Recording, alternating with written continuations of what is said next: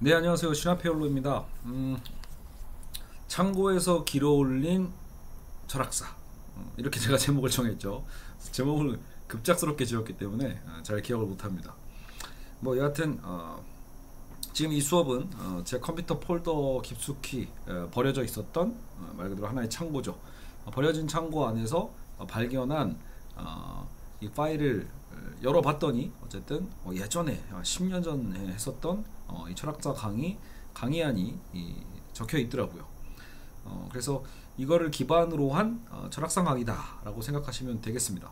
그래서 뭐 엄청 열심히 준비한 강의 아닙니다. 그냥 즉흥적으로 이 원고 하나 갖고 하는 강의라고 보시면 되고요. 참고 문헌은 사실 기억이 잘 안 나는데 어쨌든 남경태 선생님의 분명히 그 철학사 관련된 책들이 있거든요. 남경태 선생님 책이랑 당연히 이진경 선생님의 철학과 굴뚝청소부를 참고한 원고라는 건 지금 제가 읽어봐도 알 것 같아요. 어쨌든 그러니까 즉흥적으로 하는 강의인 만큼 뭔가 이제 좀 정돈되지 않고 어색하거나 어설픈 부분이 있을 수 있습니다. 왜 철저하게 준비하지 않고 강의를 하냐라고 불만이 있으실 분도 있겠지만, 여러분 저도 유튜버가 제 어떤 그 직업이 아니기 때문에 뭔가 전문 유튜버들처럼 철저하게 원고 준비하고 이렇게 정돈하고 이렇게까지 하는 정성을 들일 수 있는 상황이 아닙니다. 그렇죠? 아마 아시는 분들은 좀 이해해 주시리라고 생각합니다. 저도 이제 세 자녀를 키우는 또 이 가장으로서 어쨌든 평소에는 돈을 벌어야죠. 근데 유튜브는 전혀 수익이 아주 미비하기 때문에 사실 저의 삶과는 제 생계와는 사실 거의 관련이 없다. 사실상 제가 일종의 어떤 취미 활동이기 때문에 여러분들도 양해 부탁드립니다. 그래서 너무 많은 걸 기대하지 마시고 적절하게 그냥 하나의 철학사의 흐름이 이런 거구나, 좀 궁금했던 건데 저 사람은 저렇게 조금 풀어내고 있구나 정도로 이해하시면 어떨까 싶습니다. 자, 어쨌든 오늘 이 시간은 근대철학 1편입니다. 지난 시간에 고중세 철학을 한 번에 모아서 정리를 했고요. 물론 중세 철학이라고는 했지만 사실상 아주 짧게 정리하고 넘어갔기 때문에 중세를 다뤘나 싶을 거예요. 어쨌든 중세 철학은 결국 기독교 신학과 뗄래야 뗄 수 없기 때문에 아우구스티누스 그리고 이제 토마스 아퀴나스에 대한 부분들을 짧게, 또 유명론과 실제론에 대한 갈등을 짧게 다루고 넘어왔습니다. 자, 오늘 이 시간은 근대철학 1편입니다. 그래서 이제 근대철학은 또 두 편으로 나눠서 강의를 할 텐데요. 1편은 데카르트부터 흉까지, 즉 대륙철학의 대륙의 합리론과 또 영국의 경험론까지 다루겠다는 의미라는 걸 이미 철학사를 어느 정도 공부해 보신 분들은 눈치 팍 채실 겁니다. 챘을 것이고, 근대철학 2는 이제 칸트와 헤겔 편으로 해서 마무리를 하도록 하겠습니다. 자, 진행해 보죠. 첫 번째 인물은 데카르트. 코기토 에르고 줌으로 시작을 합니다. 나는 생각한다, 고로 존재한다. 자, 전제. 철학은 불확실한 지식에 확실한 기초를 제공해줘야 한다. 특히 과학적 지식이 확실한 기초에 서도록 도와줘야 된다. 이게 이제 방법적 회의. 데카르트는 회의론자가 아니다. 회의론자라 함은 예전에 그 소피스트 같은 거죠. 뭔가 정확한 진리 같은 건 없고 객관적인 진리는 없고, 모든 것은 인간, 만물의 척도인 인간을 기반으로 해서 이럴 수도 있고 저럴 수도 있고, 그리고 온전한 진리는 존재하지 않고, 이런 걸 회의론이라고 볼 수 있는데, 데카르트는 회의론자는 아니지만 오히려 진리를 추구하는 객관적인 절대성을 추구하는 학자라고 볼 수 있지만, 그 절대적 지식을 찾기 위해서라도 의도적으로 방법적 회의를 해보자라는 거예요. 회의론자들의 집요한 질문처럼 이제 데카르트 스스로도 자기에게 질문을 던지는 거죠. 끊임없이 의심하면서 그 의심의 끝에서 결국 찾을 수 있는 지식이 있다라면, 찾을 수 있는 절대적 지식이 있다라면 그거야말로 이제 모든 지식의 토대가 되지 않겠냐라고 생각했던 겁니다. 자, 내 안에 있는 이 확실한 지식에 이르는 능력을 데카르트는 그래서 타고난 관념, 즉 본유관념이라고 합니다. 뭐 쉽게 얘기해서 여러분 그냥 선천적인가? 이렇게 생각하시면 돼요. 다만 이제 선천적이라는 표현은 우리가 평소에 자주 쓰는 말이지만 약간 좀 생물학적인 의미가 좀 강하기 때문에, 그죠? 나중에 이제 칸트 철학에서도 이제 선험적 이런 표현으로 좀 바꿔 쓰거든요. 여기서 이제 데카르트는 본유관념, 그래서 타고난 관념이라고 생각을 했고요. 이성은 자연을 비추어주는 빛이 됩니다. 자, 데카르트에게 그래서 생각하는 나는 신으로부터 독립된 존재고 신으로부터 독립된 주체를 의미하는 것이다. 주체는 확실한 지식에 이르기 위한 그래서 출발점이기 때문에, 그래서 데카르트는 또 주체 철학이라고도 합니다. 데카르트의 철학은 주체 철학이다. 이성 철학이고 주체 철학이고. 알겠죠? 근대 철학의 출발점인 주체는 인간이 신으로부터 독립했다는 것을 보여주는 동시에 다른 피조물인 자연세계를 좀 대상화시켰다고 했죠. 대상으로부터 인간이 분리되었음을 보여주는 거다. 그래서 이원론이 되는 거예요. 인간과 자연의 이제 분리, 이원론이죠. 혹은 또 정신과 육체의 분리, 이렇게도 볼 수 있어요. 이제 인간은 자연과는 본질적으로 다른 존재가 되고요. 주체와 대상이 분리된 것이고, 이로써 다른 자연과 구별되는 특별한 존재로서 인간에 대한 이론이 나타나는데, 바로 이것이 인문과학이다.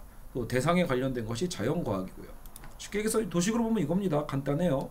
주체,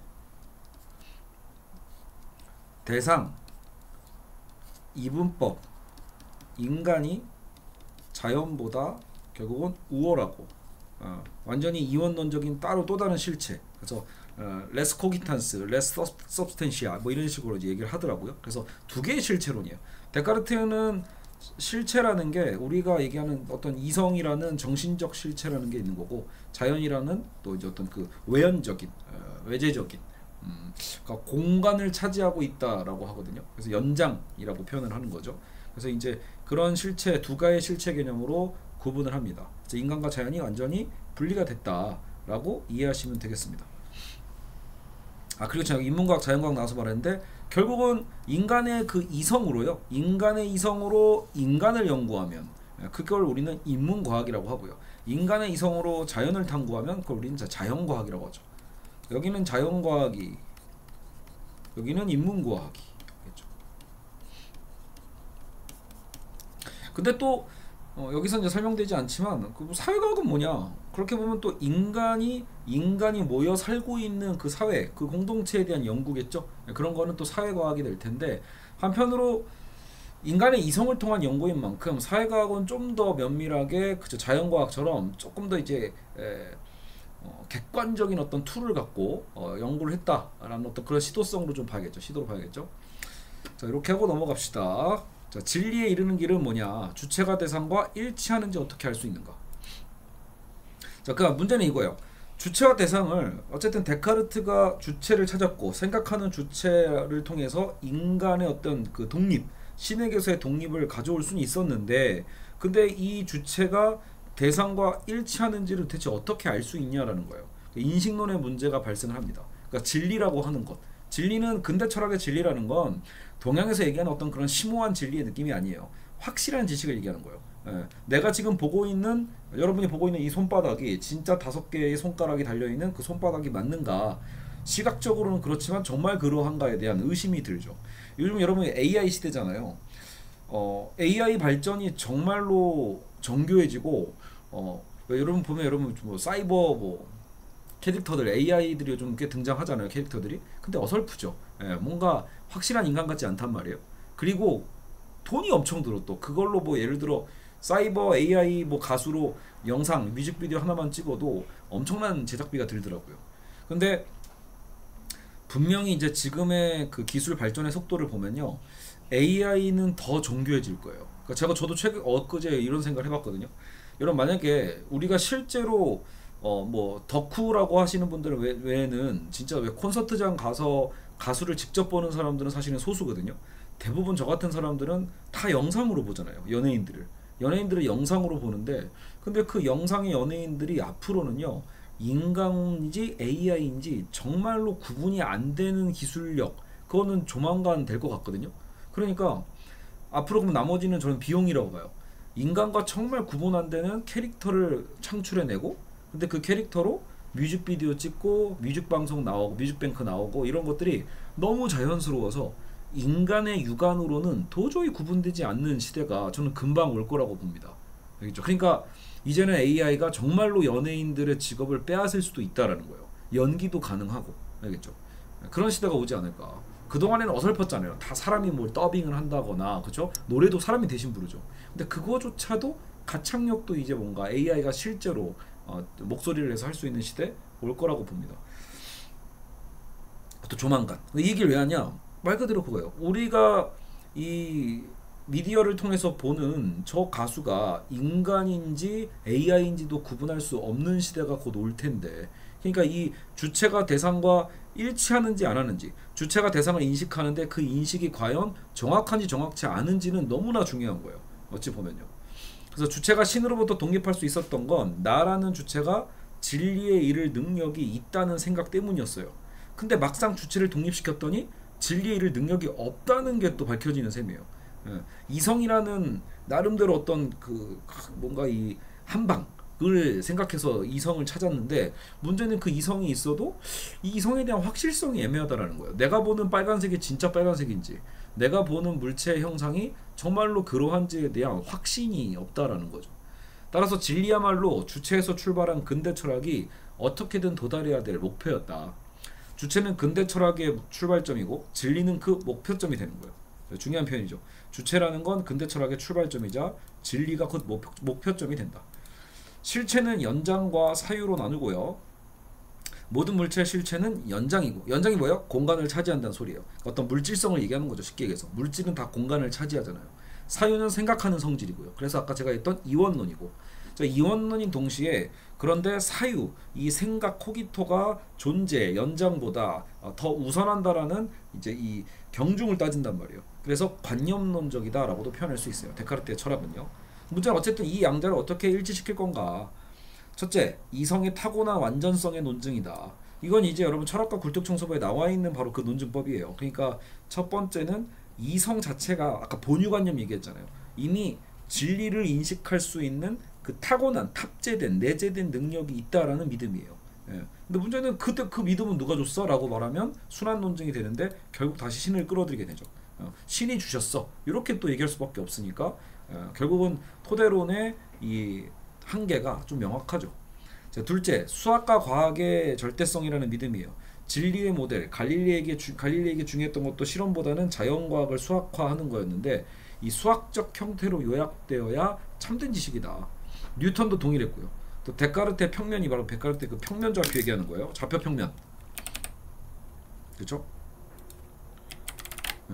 X축, Y축에 대한 이 좌표 평면에 대한 것도 다 이 수학적인 기호로 이 세계를 그러니까 대수학이라고 하잖아요.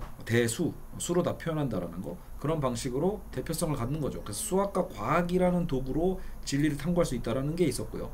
세 번째, 정신과 육체의 또 일치 문제가 발생을 하는데, 정신과 육체에 대한 일치는 결국 윤리학의 문제로 보고 있습니다. 나중에 근데 데카르트의 윤리학은 여기 밑에 바로 나오겠지만 결국은 육체의 욕망은 하등한 거라고 생각했기 때문에 정념론, 뭔가 다스려야 돼요. 그러니까 나름대로 억압이라고 볼 수도 있고요. 그러니까 이성은 권장해야 될 것이지만 인간의 신체적 욕망에 대한 것들은 억압해야 될 것, 이렇게 생각을 한 거죠.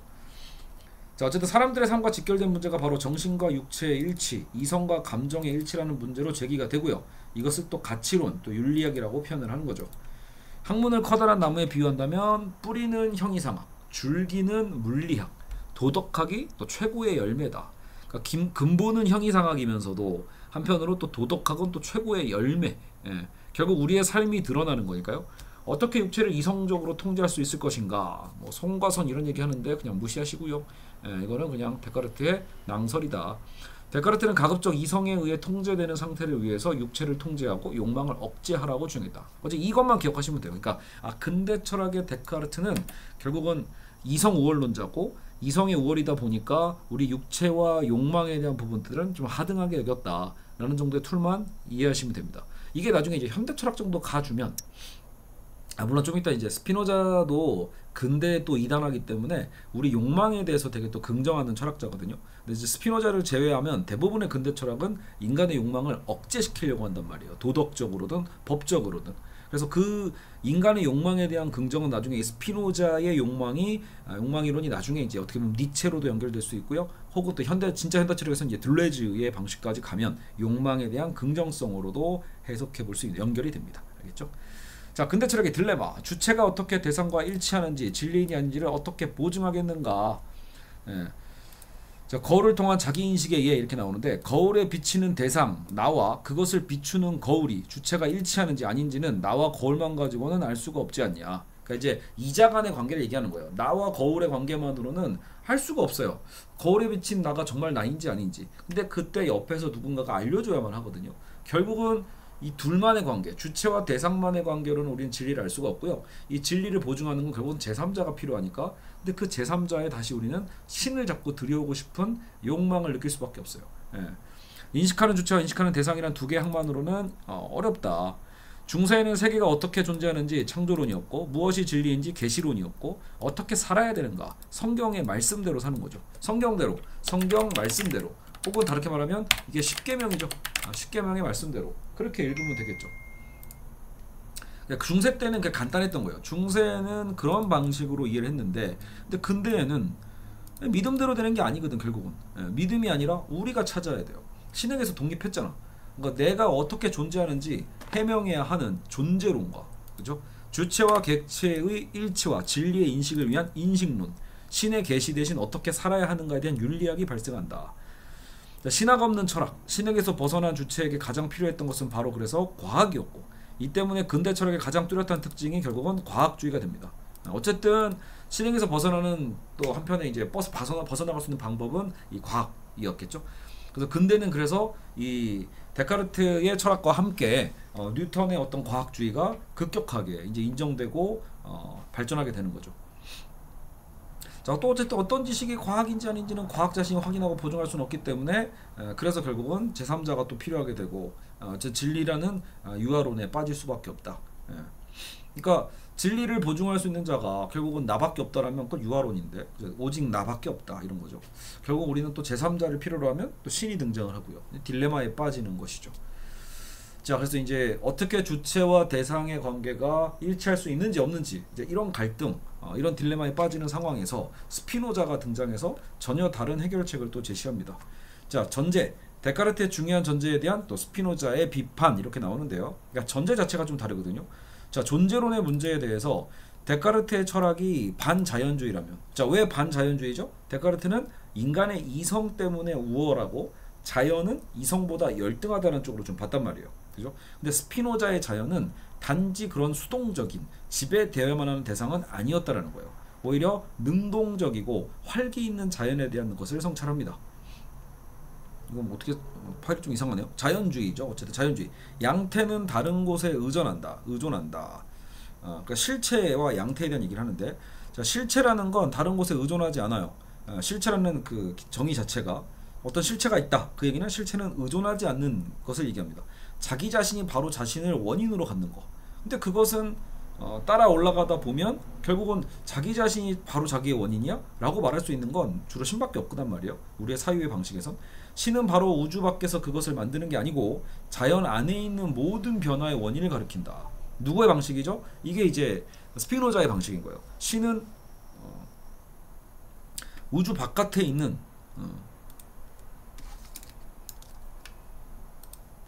그러니까 데카르트의 주체와 대상 이론은 인간과 자연이 이원론적으로 연결되어 있지만, 스피노자는요, 주체와 대상이 아예 구분되지 않는 거예요. 이 자연 안에, 이 자연 안에 이미 우리가 존재하는 거죠. 왜냐하면 자연이 곧 스피노자에겐 신인 거예요.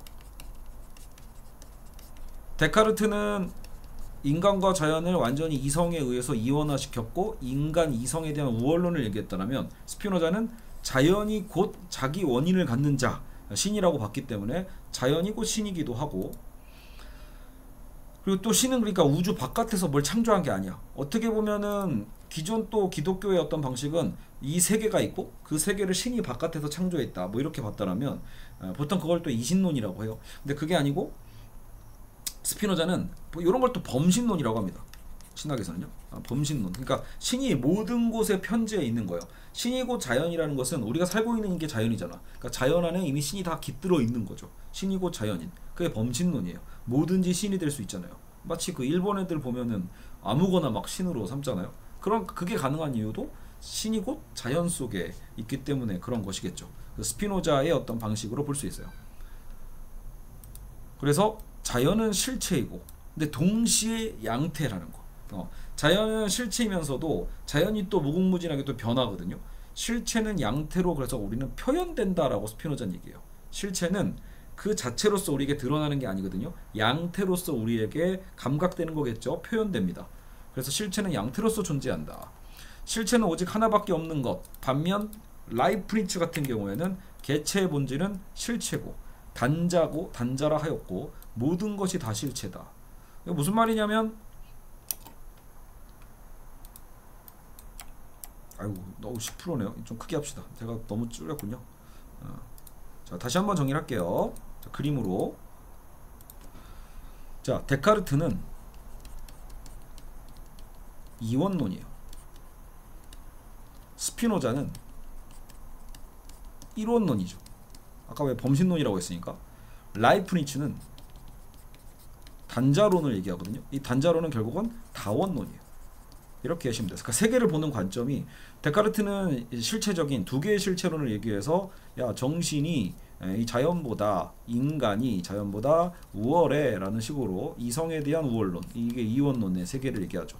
근데 스피노자의 자연은 이 자연이 곧 신이고 신은 또 이 양태로서 표현된단 말이에요. 자연의 모든 무궁무진한 변화들 이런 것에 우린 다 신이 또 깃들여 있는 거죠. 신의 모습으로 드러나는 거니까 이론론이죠. 당연히 인간도 이 안에 포함되어 있는 셈이에요. 근데 라이프니츠 같은 경우에는 마치 데모크리토스의 원자론 같은 느낌으로 이게 뭐가 모나드라고 한단 말이에요. 그러니까 수많은 실체요. 오히려 다원론. 근데 이게 막 무한에 가까운 수많은 실체인 모나드라는 것에 어떤 이런 걸 생각을 뭐 관념적이거든요. 여러분 이게 잊으시면 안 되는 게 그런 게 그 당시에 뭐 어떻게 관찰했나 이게 아니에요. 여러분 이게 다 결국은 공통점이 있잖아요. 주장하는 건 달라도 결국은 다 이성론이에요. 대륙의 합리론이잖아 어쨌든. 그러니까 이성을 기반으로 해서 지금 이 철학을 하고 있는 거지 이 사람들이 무슨 뭐 경험 관찰을 하고 있는 게 아니에요. 알겠죠? 그러니까 그 주장들을 보면서 저걸 쟤네들이 봤대? 이렇게 생각하시면 안 돼요. 알겠죠? 관념 속에서 본유관념이라는 공통점을 갖고 있는 거예요. 알겠죠? 근데 라이프니츠 같은 건 그러니까 야, 이 세계는 알고 보면 다 이런 알갱이 같은 실체로 수많은 실체로 연결되어 있고 그런 단자 이거 모나드로 이루어져 있는 거다. 문제는 이 모나드 자체가 모나드끼리 뭔가 소통하고 연결되는 게 아니고 그 모나드 자체가 이미 어떤 일종의 완성체인 것처럼 얘기를 하거든요.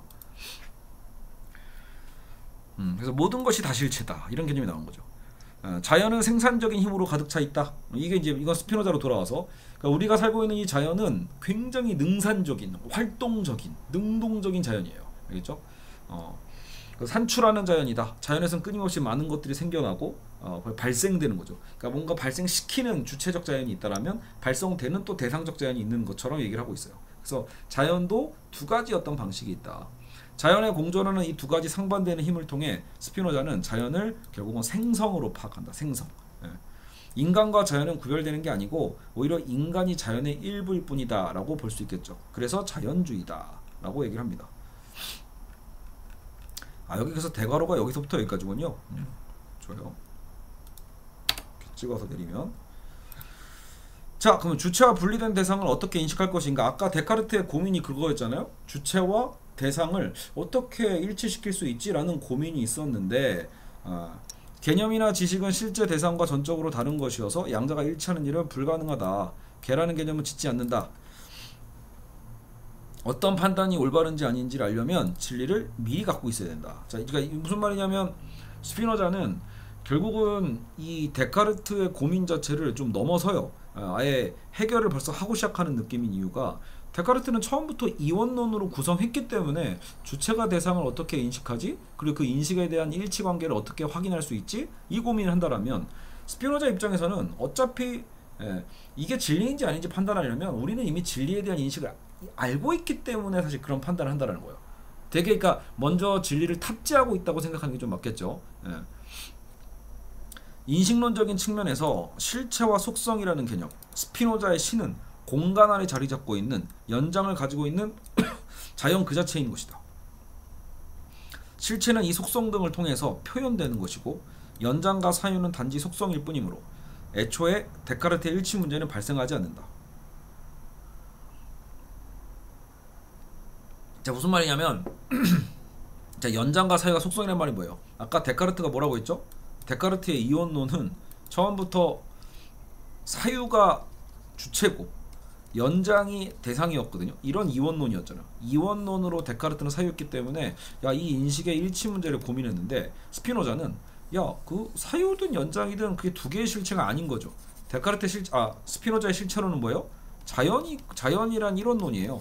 자연 자체 안에서 사유의 방식으로 또 연장의 어떤 역할로서 양태로서 드러날 수는 있겠죠. 그렇게 표현될 수 있는 거예요. 그러니까 표현의 방식일 뿐이다라고 봐버리면 결국은 애초에 이자관계가 아니라 이론론적 관계이기 때문에 일치 문제가 발생하지 않는다는 소리예요. 다시 말하면 원래 일치하고 있기 때문에 어떻게 일치하지? 라고 묻는 게 이상한 거죠. 자, 개라는 개념은 짓지 않는다. 연장이라는 측면에서 본 개와 사유라는 측면에서 본 개는 다르다. 무슨 말이냐면 여러분, 우리가 실제로 물리적으로 보고 있는 진짜 강아지를 지금 보고 있어요. 그 물질을, 공간을 차지하고 있는 개와 우리가 언어로서 이름 붙이는 그 개라는 이름이 일치할 필요가 없는 거예요. 엄밀하게 보면요. 그쵸? 우리가 그냥 이거 언어의 자의성이잖아요. 그냥 우리가 그렇게 누군가가 정한 거죠. 개라고. 그러니까 언어의 개와 그 연장이라는 개는 일치한 게 아니에요. 그러나 그 양자가 또 다르다고 해서 서로 아무 상관없는 것이라고 할 사람은 없겠죠. 이 양자는 근본에서 서로 일치한다. 즉 양자 모두 동일한 실체를 표현한 것이라고 볼 수 있는 거죠. 스피노자에게 진리란 그래서 당연히 도달하는 것이에요. 이미 선 진리가 있는 거고, 그렇기 때문에 그것이 어떻게 표현되고 양태로서 드러나냐에 대한 문제지, 데카르트처럼 나중에 야, 이 주체가 인식하는 저게 어떻게 일치인지 아닌지 어떻게 알지? 이런 후차적인 방식으로 증명하는 방식이 아니라는 거예요. 진리는 이미 우리 안에 있다라는 거예요. 그러니까 있기 때문에 우리가 사실 그걸 구분할 수 있는 거다라는 말도 일리가 있거든요. 야, 사실 알고 보면 우리가 이미 그것을 구분할 수 있기 때문에 그러니까 이런 거예요. 어디 갔지? 이게 검은색이라고 하잖아요.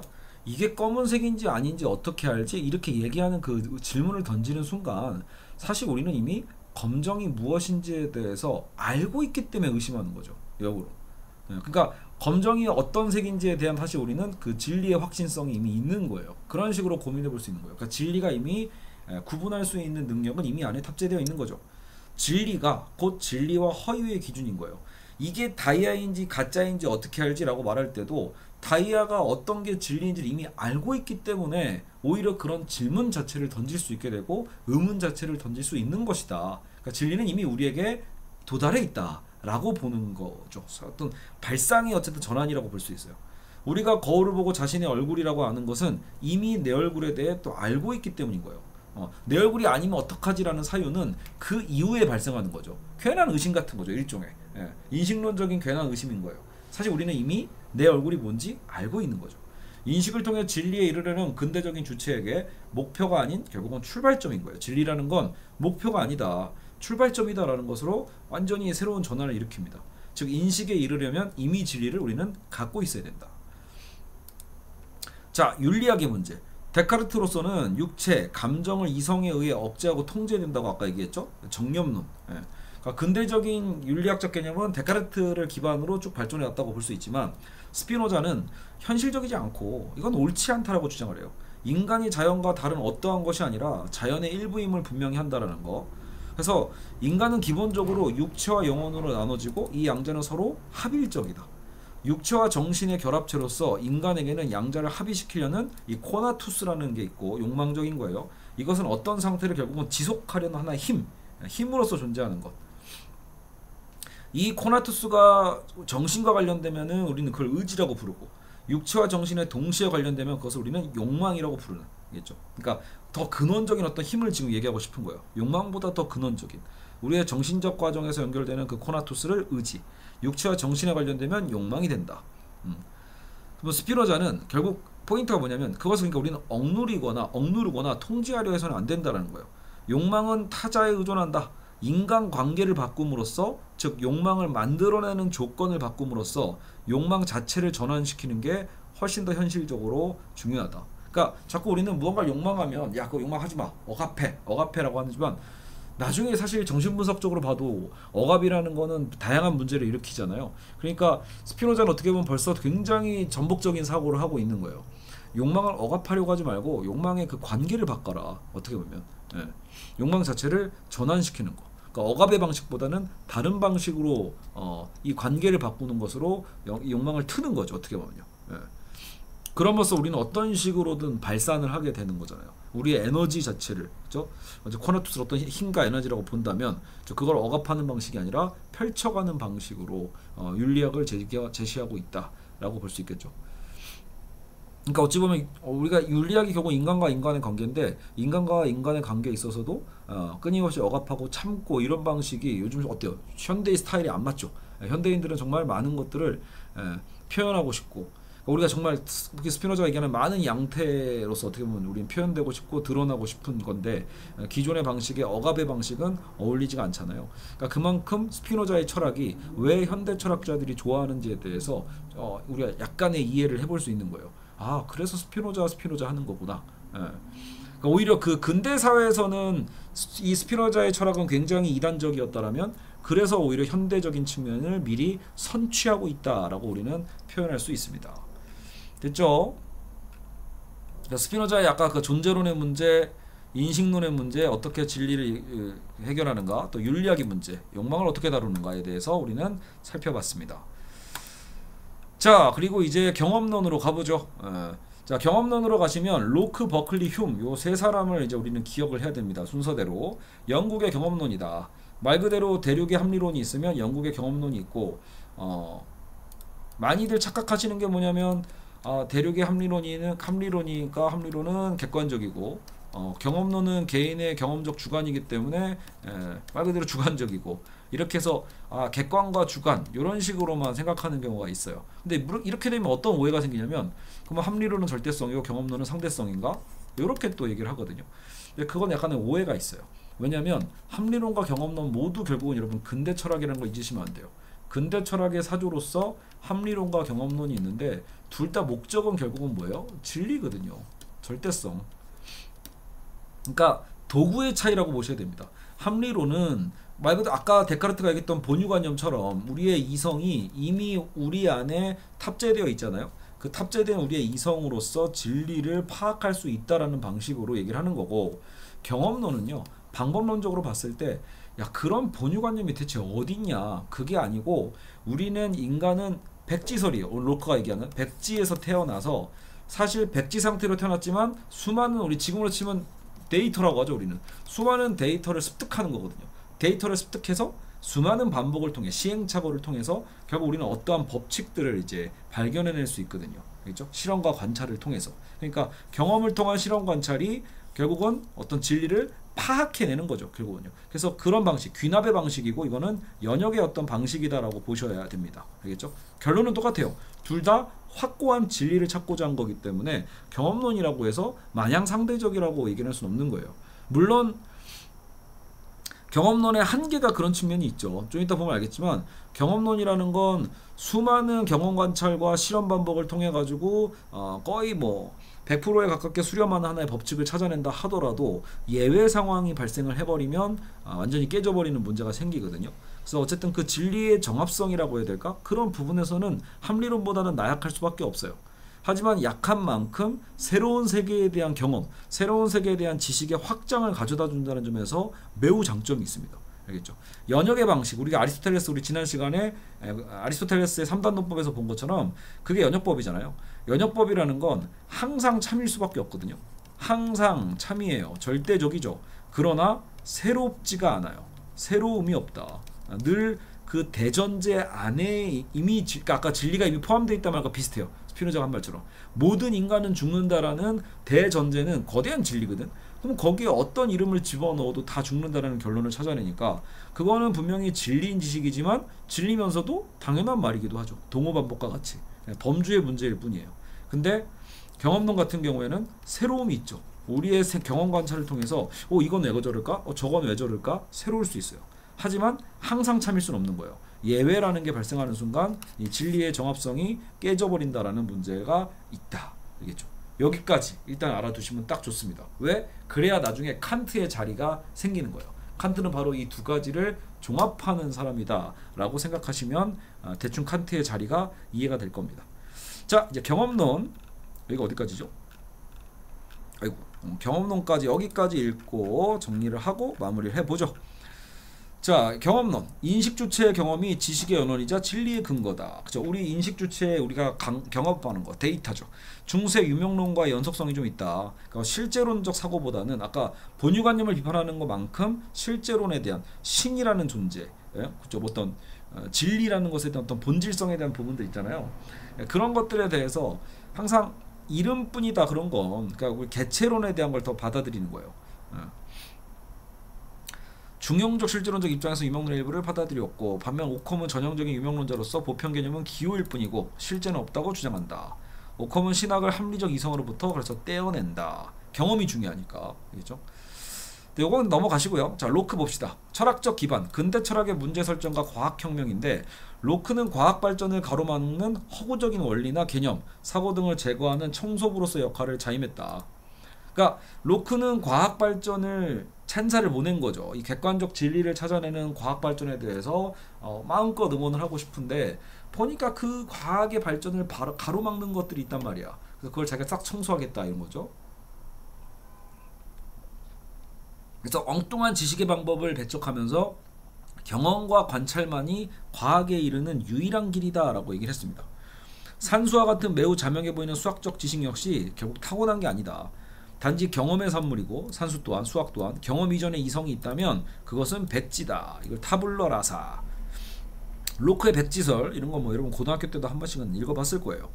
자, 그럼 로크의 철학에서는 단순관념과 복합관념으로 나누는데, 단순관념은 사물을 누런 금속을 보고 금이라고 판단하거나 노랗다고 판단하는 것, 그게 이제 단순관념이에요. 복합관념은 우리의 사고가 이 단순관념들을 결합해서 만드는 거죠. 그러니까 저거는 금이네, 저거는 노랗네, 이렇게 따로따로 보는 게 단순관념이고, 복합관념이라는 것은 그것을 이제 결합할 수 있는 능력이에요. 예. 금이라는 단순관념과 산이라는 단순관념을 결합하면 황금산이라는 관념을 만드는 것처럼 말이죠. 자, 뭐 이런 얘기를 왜 하냐? 이성이 없으니까. 아까 데카르트가 얘기했던 본유관념, 그런 사유의 어떤 능력 개념을 얘기한 게 아니고, 다 직접 우리가 경험을 통해서, 감각을 통해서 얻어내야 되거든요. 그러니까 거기서 얻어내는 그 지식이 단순관념이 있고 복합관념이 있다라고 지금 구분을 하고 있는 거예요.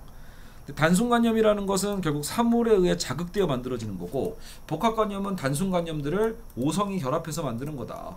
그러니까 단순관념이라는 건 말 그대로 어떤 자, 컵이 있고, 자, 요 컵이 있고, 요 컵이 있죠. 두 개의 컵이 있어요. 하나는 단순관념, 얘네들이 우리 어떤 감각을 불러일으키는 거예요. 나 이거 하얀색이야, 맨들맨들해. 하얀색과 맨들맨들, 얘는 지금 딱 봐도 약간 맨들맨들하진 않은 것 같고, 그리고 약간 딱 봐도 우리가 이제 플라스틱이라고 인식하는 또 색감에 대한 부분들도 받아들여지죠. 어떤 이 스트로브 빨대에 대한 것도 하나하나씩 다 쪼개야 돼요. 그 단순관념이에요. 근데 이런 것들을 종합하면, 이거 종합하는 능력이 오성, 나중에 칸트는 그걸 또 이제 그게 이제 지성이라고도 표현하는데, 어쨌든 단순관념들을 오성이 결합해서 만드는 거다. 뭐가? 복합관념이. 그 복합관념을 우리는 이게 결국은 아까처럼 커피를 만드는 어떤 종이컵이고, 요거는 자기 컵이고, 뭐 이런 식으로 복합관념이 알게 되는 거죠. 이렇게 해서 이제 우리는 지식을 확인할 수 있는 거다라는 식으로 얘기를 했어요. 자, 근데 로크의 딜레마를 근데 살펴보죠. 어쨌든 타고난 이성이 있는 게 아니고, 우리는 다 이런 식으로 관념의 어떤 데이터의 종합으로서 만들어가는 거다. 근데 이제 첫째, 실체 문제. 로크는 빨갛다, 노랗다 같은 단순관념을 야기하는 것을 물질적 실체라고 해요. 그러니까 어쨌든 아까 지금 자, 우리가 다시 컵을 봐요. 이 컵을 보면은 하얀색, 또 맨들맨들 이런 것들을 그럼 야기하는 얘는 뭐냐라는 거예요. 이렇게 물을 수 있잖아요. 그러면 그것을 지금 나에게 그런 감각을 야기시킨 얘는 뭐야? 라고 했을 때 뭐라고 답변을 해야 될 거 아니야. 그 물질적인 실체지? 이렇게 얘기하는 거예요. 실체. 이 물질적 실체가 우리의 감각을 자극해서 단순관념이 생기도록 한다라는 것. 그러면 이 물질적 실체는 우리가 어떻게 경험하든 결국은 불변하는 거죠. 예. 그래야만 우리는 정확한 지식을 알 수 있잖아요. 누군가에게는 제가 저한테는 흰색으로 보이고, 누군가에게는 빨간색으로 보이고, 이러면 안 되잖아요. 그렇죠? 그러니까 이 물질적 실체는 어떻게 경험하든 불변하는 거야 돼. 자, 다른 한편 또 태양을 보면 언제나 태양으로 인식할 수도 있어야겠죠. 예.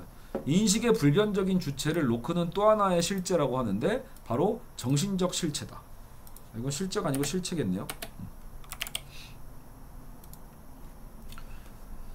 자, 그래서 우리는 우리의 감각을 불러일으키는 것은 뭔가 물질성이 있으니까 우리의 물질적 실체가 있으니까 우리가 감각을 불러일으켜진 거고 또 그러면서도 모두가 또 그거 태양을 볼 때는 야 저거는 태양이 맞지라고 불변적인 주체 그것이 있어야 된다. 우리가 그렇게 보고 이제 판단할 수 있는 또 우리 쪽에서의 문제죠. 저쪽에서의 우리의 감각을 불러일으키는 그 대상적인 물질적 실체가 있다라면 또 그것을 모두가 보편적으로 그건 태양이지 혹은 야 이거는 하얀색 컵이지 라고 인식할 수 있는 또 그 주체가 필요하잖아요. 그건 정신적 실체지 라고 해서 또 두 개의 실체를 얘기합니다.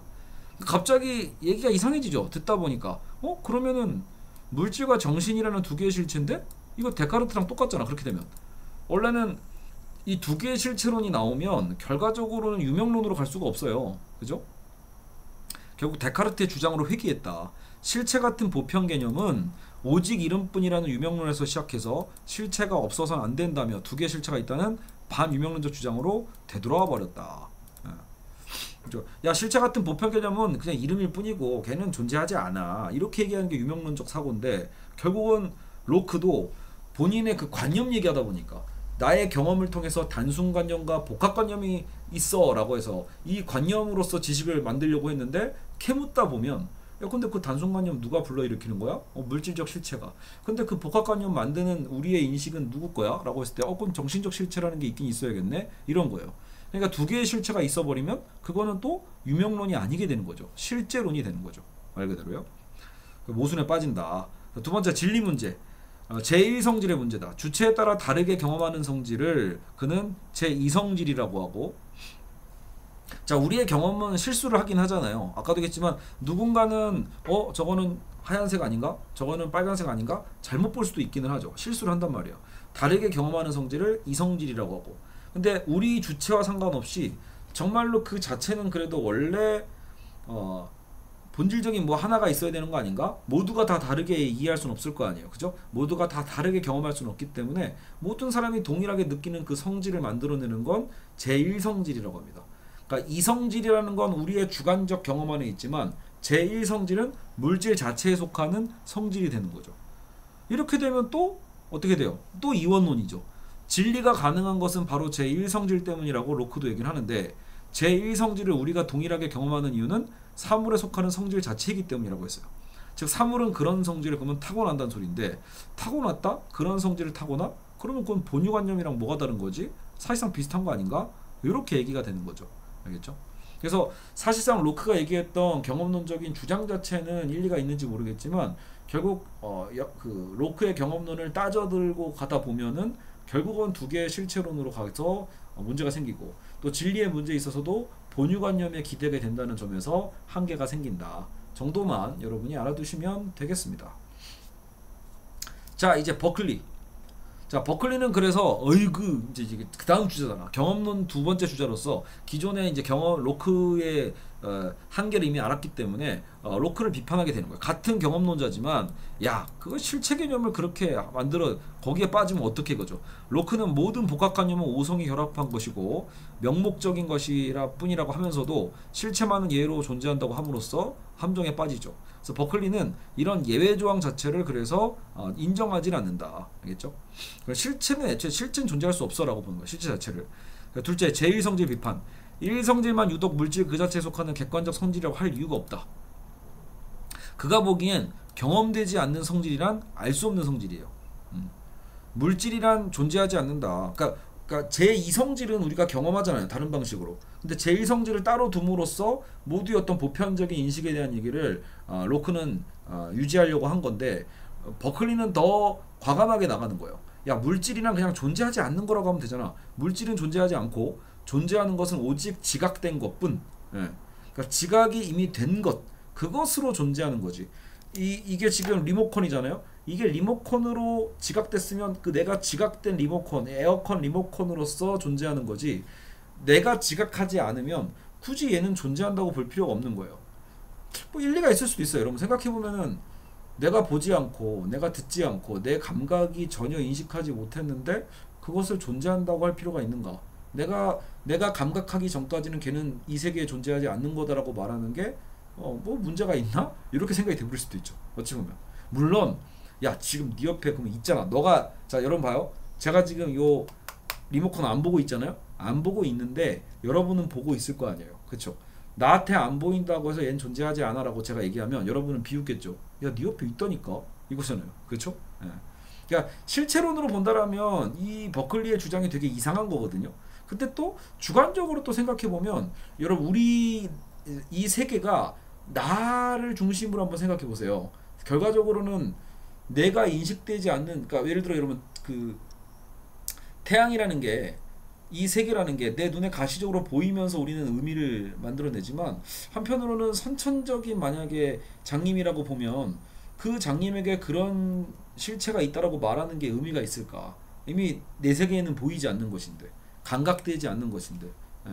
실제로 촉감으로 만질 수도 없는 건데 저 눈으로 보면서 야 저기 저거 봐봐 저거는 저렇게 생겼고 쟤는 저걸 저런 거라고 해 뭐 이렇게 얘기한들 선천적인 장님 입장에서는 그걸 내가 왜 알아야 되지? 이렇게 생각할 수도 있는 거예요. 왜냐면 감각할 수가 없잖아요. 어차피 만질 수도 없고 볼 수도 없는 건데 만약에 진짜 태양은 뜨겁기도 하잖아. 열로 느끼기도 하지만 만약에 그러면 열로 느낄 수도 없는 것에 대해서 우리가 저기 가르치면서 멀리 있는 걸 보고 그렇게 어떤 성질을 가르쳐도 의미가 있을까요? 아니거든. 결국은 물질이란 존재하는 게 아니고 저 제2성질 같은 게 존재하는 게 아니고 존재한다는 건 나에게 지각이 돼야 돼. 일단 나에게 지각되지 않는 것은 존재하지 않아. 이게 이제 버클리의 굉장히 급진적인 되게 주장이었어요. 왜냐면 버클리는 종교인이었대요. 주교였기 때문에 딱히 과학주의에 그렇게 미련이 없으니까 이렇게 쉽게 얘기할 수 있었던 셈이기도 해요. 알겠죠? 물론 그렇다고 해도 바로 그런 비판이 있었을 거 아니에요. 야 그러면 너가 지각하지 않는 동안에는 그러면 그 대상은 존재하지 않는다는 소리지? 그렇게 생각하면 너의 가족이나 너의 와이프도 네가 보지 않을 때는 존재하지 않는 거네. 맞아? 라고 하면은 또 그렇게 말하면 너무 억지스럽잖아. 그러니까 야 그건 전능하신 하나님이 또 대신 또 지각해 주시기 때문에 그래서 우리 집사람은 존재하지. 또 이런 식으로 말을 애매하게 하거든요. 그런 부분은 오히려 또 버클리의 또 이런 급진적인 주장에 매력을 좀 떨어뜨리는 게 아닌가 싶긴 합니다. 그러니까 신이 이제 나 대신 지각해 준다 이렇게요. 버클리는 기묘한 방식으로 유명론에서 결국은 실제론으로 바뀌고 만다.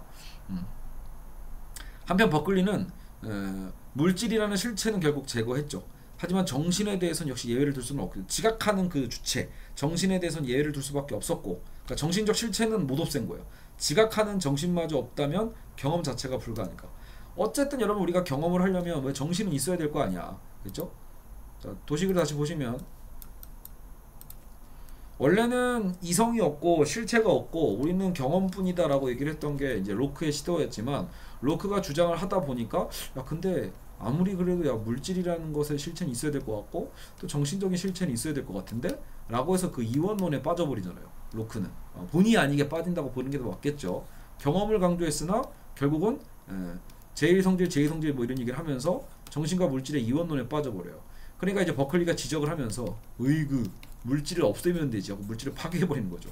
물질을 어떻게 없앤다? 우리의 감각과 지각으로만 얘기하면 되니까. 그렇죠? 지각된 것만이 존재하는 거기 때문에 물질적인 제1성질 같은 실체로는 벗어날 수 있어 라고 얘기를 하는 거예요. 근데 문제는 정신이라는 실체만큼은 그래도 있어야죠. 어쨌든 감각하는 주체는 필요하잖아요. 그러다 보니까 이 정신은 또 못 없애는 문제가 있다라는 거죠. 됐나요? 자 그리고 나서 이제 흉으로 들어옵니다. 흉 근대 철학의 극한으로 갑니다. 이제 진정한 이제 그 원래 역시 마찬가지요. 흉은 회의론자라고도 불릴 수 있지만 그것도 본의 아닌 회의주의죠. 본인이 회의주의자가 되고 싶었던 게 아니에요. 소피스트가 아니란 말이에요. 경험을 통해서 사실상 이제 진리를 추구하겠다라는 게 경험론자들의 목적의식인데 그게 이제 과학주의에서 회의주의로 빠지게 되는 계기를 흉이 가져옵니다. 왜냐하면 흉은 경험론자로서 더 명확하게 의심하고 싶었거든. 마치 데카르트의 방법적 회의처럼 야 근데 우리가 너무 편하게 기존의 과학이 원리에 대해서 너무 많은 것들을 쉽사리 그냥 인정하고 시작하는 것들이 있는데 그러면 안 되라는 거예요. 철학에는 7가지 관계가 있는데 4가지는 확실하다. 예를 들어 유사관계, 양적관계, 질적관계, 반대관계 이런 건 확실해. 하지만 또 3가지는 확실하지 않은데 동일한지 안 한지 시간과 공간의 관계는 또 인과관계는 확실하지 않아 라고 하는데 이 중에서 우리가 하나만 알아보는 게 바로 이 인과관계입니다. 자, 인과관계가 확실하지 않다라는 건 여러분 원래 과학의 척추 같은 거예요. 과학에서 인과관계가 부셔져 버리면 과학이 있을 수가 없거든요. 원인이 있으면 어떤 결과가 필연적으로 나오는 거, 그걸 발견하는 게 우리가 경험과학이에요. 예. 어떤 현상 A라는 현상이 나타났어요. 이 현상이 있으면 B라는 또 다른 현상이 이렇게 연이어서 나올 수밖에 없다라는 것을 찾는 거죠. 이런 원인이 이런 결과를 도출한다 라는 것을 발견하는 게 과학적인 발견일 텐데, 휴문, 야 근데 그걸 어떻게 입증해? 그걸 왜냐면 이게 여러분 이게 연역주의면 차라리 편해요. 진리가 내 안에 탑재된 거기 때문에 야 수학적으로 계산하면 필연적이잖아 이렇게 얘기하지만, 경험과학에선 그런 얘기를 못하거든. 내일 태양이 뜰지 안 뜰지 우리는 어떻게 확신해? 확신할 수 있는 이유는 끊임없는 경험 때문에 그렇죠. 경험의 반복으로서 내일도 태양이 뜨겠다라는 건 알 수 있어요. 하지만 휴문 그것조차 의심하는 거예요. 야 그거야 그동안 단 한 번도 태양이 안 뜬 적이 없어서 우리는 태양이 내일도 뜰 거다라고 연접된 시간적 공간적으로 붙어있는 두 인상의 관계에 대한 습관적인 우리의 판단일 뿐이라는 거예요. 두 인상, 우리에게 어떤 인상적으로 맺히는 거죠. 그것에 대해서 우리는 이건 인과라고 이제 이름 붙인 것 뿐인 거예요. 습관적으로 판단할 뿐이에요. 늘 그래 왔으니까. 하지만 단 한 번의 예외라도 벌어지면 그 법칙은 파괴가 되거든요. 인과성은 사라지는 거죠. 태양에 대한 반론도 그렇고요. 검은 까마귀 얘기도 마찬가지예요. 까마귀는 까맣다. 왜 까마요? 모든 까마귀가 다 까마니까 그렇게 된 거겠죠. 모든 까마귀가 까맣다라는 경험을 우리가 확인한 거야. 근데 만약에 진짜 생물학적으로 까마귀는 맞는데 색깔이 하얀색이 나타났어. 이러면 어때요? 까마귀는 까맣다라는 법칙은 깨지는 거죠.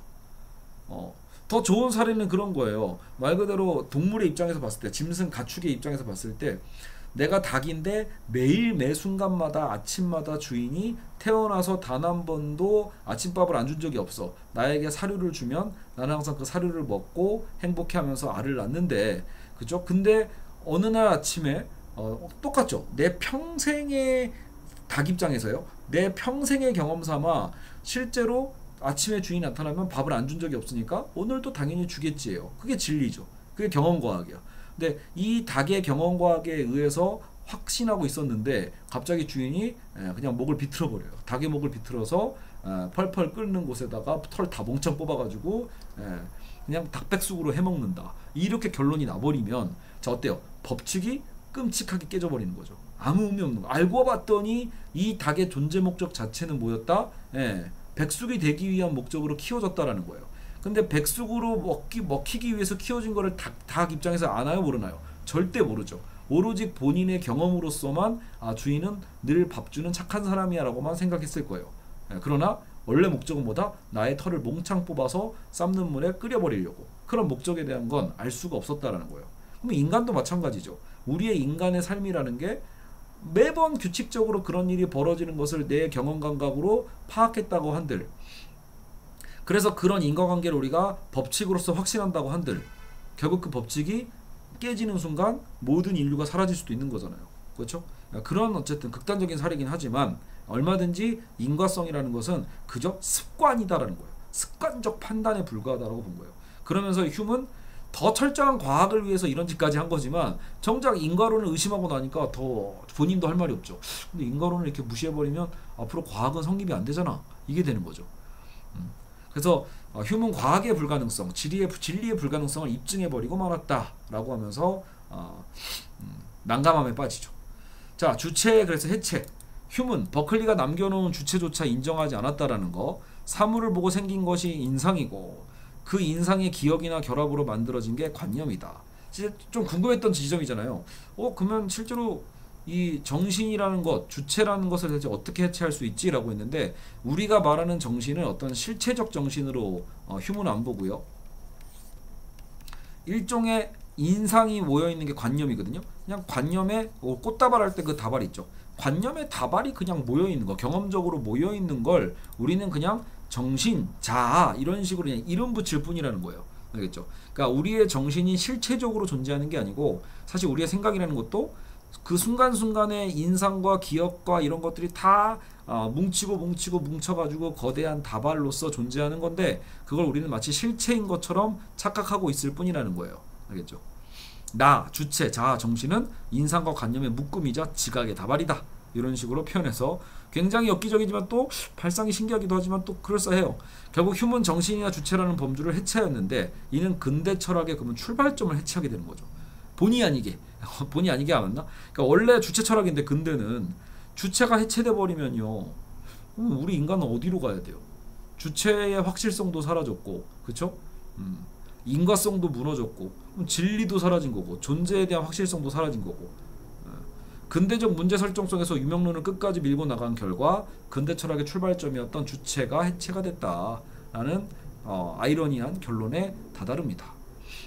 자, 첨가라고 써 있는데, 자, 근대라는 건 우리는 계몽주의, 과학혁명, 또 산업혁명 이런 식으로 대표적인 혁명과 사건들이 존재하거든요. 계몽주의는 이제 근대 이성의 빛으로 중세의 어둠을 밝히려는 지적 운동을 의미하고요. 서양의 중세가 아까 신이 모든 것의 원인이고 목적이었고 신학이 철학을 비롯한 모든 학문의 왕으로 군림하던 시대였죠. 계몽주의의 구체적인 양태로 철학적 측면과 정치적 측면으로 우리가 나누어 볼 수 있는데, 철학적 측면은 데카르트의 코기토, 합리론과 경험론, 우리가 오늘 살펴봤던 또 칸트와 헤겔의 종합과 완성이 이 계몽주의로 이름 부를 수 있는 철학적인 측면이에요. 알겠죠? 근데 정치적 측면은 뭐예요? 신의 역할을 배제하고 인간 서로 간의 약속을 중시하는 사회계약의 이념. 그래서 새로운 국가가 탄생을 하는 거죠. 예, 근대의 계몽주의라는 것은 철학적 측면에서는 이런 우리가 오늘 공부했던 철학의 인식론적인 논쟁과 이제 칸트와 헤겔의 어떤 종합과 완성이라면, 정치적인 정치사회 측면으로 본다라면 이제 어때요? 우리 인간 개인의 기본권이 확립되고 개인의 권리, 개인의 재산권, 그럼으로써 서로의 약속을 통해서 국가가 형성되는 사회계약적인 이념들로 생각해 볼 수 있습니다. 자, 홉스는 리바이어던에서, 휴미 아니에요. 전 맨날 그때 홉스랑 휴미랑 자꾸 헷갈려가지고, 홉스는 리바이어던에서 자연 상태를 만인에 대한 투쟁이라고 보는 부정적인 입장을 취했었단 말이에요. 인간의 본성에 대해서. 그렇기 때문에 오히려 이제 사회계약이 필요하다고 본 거예요. 사회계약 없이는 계속 전쟁만 할 테니까. 로크는, 자, 이 로크는 우리가 봤던 그 로크 맞아요. 경험론자 로크.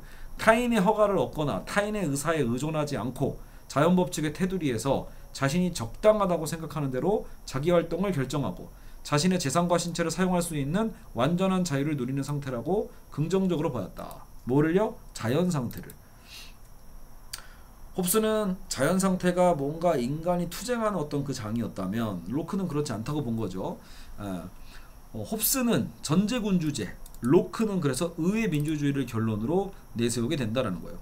그러니까 같은 사회 계약이어도 홉스 같은 경우에는 그래서 강권적인 왕권이 필요한 거예요. 강력한 왕이 나타나서 아예 우리의 이런 이기적인 우리 각각이 끊임없이 투쟁하고자 하는 그런 투쟁심을 확 잡아줘야 된다고 본 거죠. 그래서 전제군주제가 필요한 거야. 근데 로크 같은 경우에는 이미 이 자연의 상태가 그렇게 악하지 않기 때문에 의회 민주주의를 결론으로 내세울 수 있다.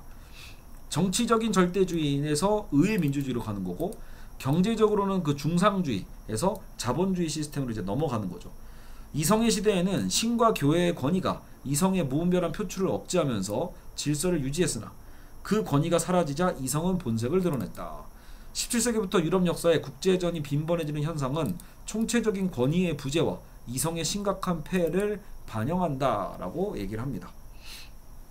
알겠죠? 그래서 사실 이제 이 계몽의 시대와 이제 이성의 산업혁명의 어떤 다양한 과정을 거치게 되면서 사실 이성에 대한 맹신으로까지 넘어가긴 하죠. 나중에는요. 19세기의 실증주의 때는 이제 이성으로 과학주의의 어떤 완성이랄까? 이제 모든 것이 이제 과학의 이름으로 과학적이지 않은 것에 대해선, 증명되지 않는 것에 대해서는 이제 학문이라 할 수가 없다라고 할 정도로 과학의 승리가 선언되는데, 문제는 뭐예요? 20세기에 들어서게 되면 그렇게 낙관했던 인간의 이성의 결과가 모든 인류의 파괴의 가능성인 이 독일에는 하이젠베르크가 이제 그 핵무기를 만들려고 했었고요, 그죠? 어쨌든 이 맨하탄 프로젝트를 통해서 핵무기가 실제로 이제 발사된 것은 이 연합군 측이잖아요. 그래서 이제 일본의 히로시마 나카사키에 이 핵무기가 떨어진다는 건 우리의 이 사상사와 연결이 될 수밖에 없는 거예요. 그러니까요. 인간 이성에 대한 그 찬사의 결과는 결국은 근대의 끝자락인 세계 2차 대전에서 이 핵무기로서 드러나는 겁니다. 그래서 우리는 그래서 영화 오펜하이머는 뭐 여러 번 볼 필요는 없었고 저도 한 번 봤지만 극장에서 3시간이 넘으니까 좀 인내력이 필요하잖아요. 근데 한 번은 꼭 볼 필요가 있다라고 생각합니다. 얼마나 그게 큰 의미를 갖고 있는지. 그렇죠? 그러니까 이 가장 천재 물리학자들이 결국 그 맨해튼 프로젝트에 들어가잖아요. 그러니까 이성의 정점에 있는 학자들이 모여서 만든 건 이 세계의 멸망을 끌어당긴 거죠. 그러니까 당연히 이제 이 시대성이 이제 넘어갈 수밖에 없는 거예요. 물론 철학사적으로는 더 빠릅니다. 여러분, 그러니까 사상사를 우리가 왜 공부해야 되냐면 물질의 이 역사라고 했잖아요. 물질의 역사가 세계사라면 사상사는 그 물질의 역사보다 좀 선행을 하는 것 같아요. 더 빨리 많은 지식인들은 이 문제점을 파악하거든요. 예, 근대 이성에 대한 문제점을 파악하고 그 한계를 제시했던 것은 나중에 우리가 이제 현대철학 쪽에서 보겠지만 뭐 니체나 프로이트나 칼 마르크스 같은 경우부터 이미 이제 근대의 이제 이 종말을 예언하고 있었다라고 볼 수 있습니다. 그 결과물에 이제 세계 2차 대전이 실제로 물질적으로 드러났다고 볼 수 있겠죠. 자, 이렇게 해서 오늘 근대 철학 1편을 이렇게 마무리를 하고요. 우리 다음 시간에 칸트와 해결 편으로 2편을 또 다뤄보도록 하겠습니다. 알겠죠? 자, 오늘도 여러분 재밌었는지 모르겠네요. 사실 철학사가 재밌으면 이상한 걸 수도 있는데 철학사를 재밌게 가르치는 건 더 어려울 것 같고요. 뭐 제가 그리고 굉장히 압축적으로 이게 철학과 굴뚝청 수업에서는 어때요? 이렇게 한 명 한 명씩 쪼개서 했던 부분이기도 한데 빨리 얘기하기도 했지만 그래도 여러분들이 한번 정리하는 시간이 좀 됐으면 하는 바람입니다. 이해 안 간다, 무슨 말이냐, 너무 빠르다라고 하시는 분들은 제가 녹화했던 철학과 굴뚝청 수업을 이렇게 하나하나 쪼개서 보시면 더 도움이 되실 거라 생각이 듭니다. 그렇죠? 여러분, 오늘 근대철학 1편 여기서 마무리하고요. 근대철학 2편에서 다시 뵙도록 하겠습니다.